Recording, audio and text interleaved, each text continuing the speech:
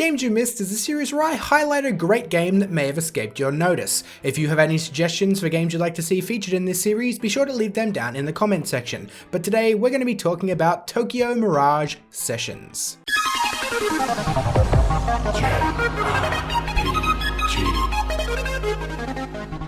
I bet you're wondering why it's called Tokyo Mirage Sessions, aren't you? Well, the first hint is that it is essentially a Shin Megami Tensei game with elements of Fire Emblem mixed in.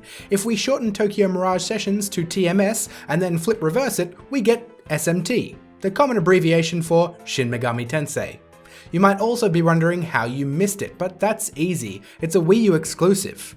But along with Xenoblade Chronicles X, this game easily justifies the purchase of a Wii U. For all the talk of how amazing Persona 5 was, there was very little talk about how amazing this Atlus game was. They put just as much love and just as much effort into Tokyo Mirage Sessions as they did with Persona 5. It's not quite as long, but few games are. What it is though is an incredible Persona-like experience that focuses in on idol culture rather than the traditional classroom dynamic. For those that don't know, this was originally codenamed Shin Megami Tensei Cross Fire Emblem, but you will find the Fire Emblem influence in the minority here. What they use from that series is characters, art styles, sound effects, and a whole bunch of Easter eggs for the lovers of the franchise. What it means though is that you really don't have to know anything about Fire Emblem to love this game, and if you love Atlus, you will definitely love Tokyo Mirage Sessions. The dungeon design is incredible, the whole game has an amazing style, it looks fantastic, it plays fantastic, and the cutscenes are to die for.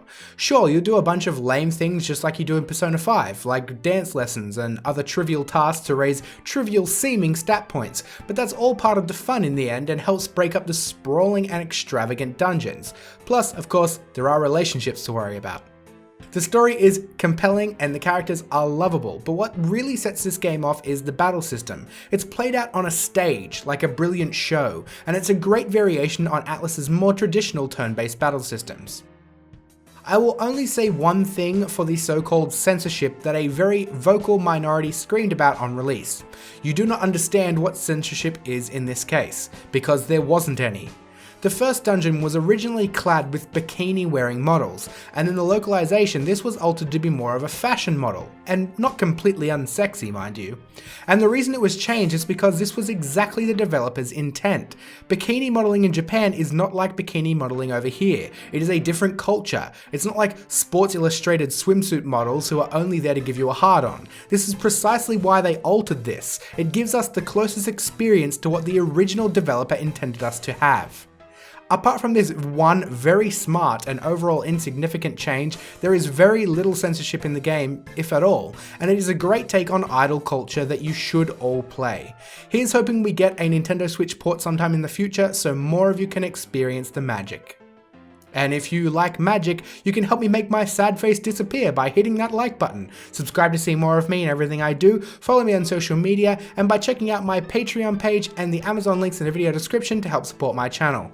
Other than that, I'll see you all soon.